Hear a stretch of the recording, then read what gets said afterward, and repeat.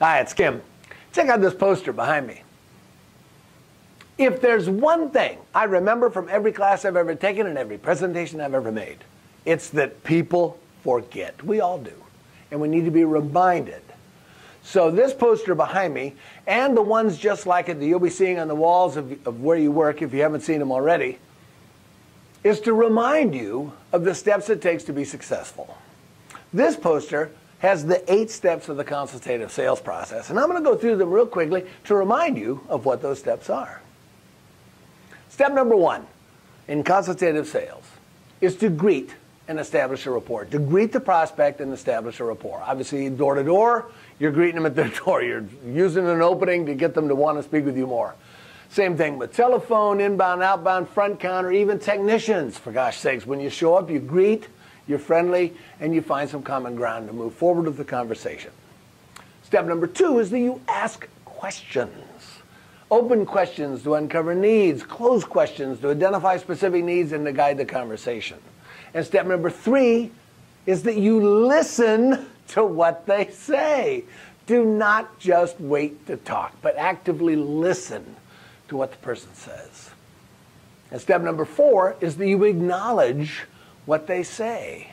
You show that you're listening by making acknowledgments during the conversation. And of course, every time you hear a need, you acknowledge that you've heard that need with a closed question. Something like this. Oh, did I just hear you say that? Is that right? Oh, yeah, you did. Okay, great. What else?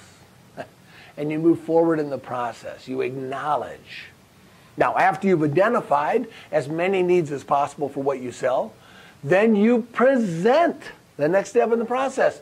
You offer a bundle of services that will satisfy the needs that you've identified. And after you've made that presentation, then you close. Then you ask for the business. And you always have to ask for the business. People don't sell themselves. You ask them to purchase what you're selling. Now, when you hear no, and everyone in sales hears no's all the time. It's part of the sales process. When you hear a no, that's an objection.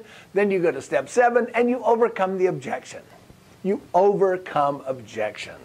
And after you overcome the objection, then you go to step 8 and close again. Ask again for the business. Please, when you see this poster and the other ones like it, read the bullets, read the poster. Remember the steps that it takes to be successful at providing excellent customer service and generating sales. Good luck and good selling.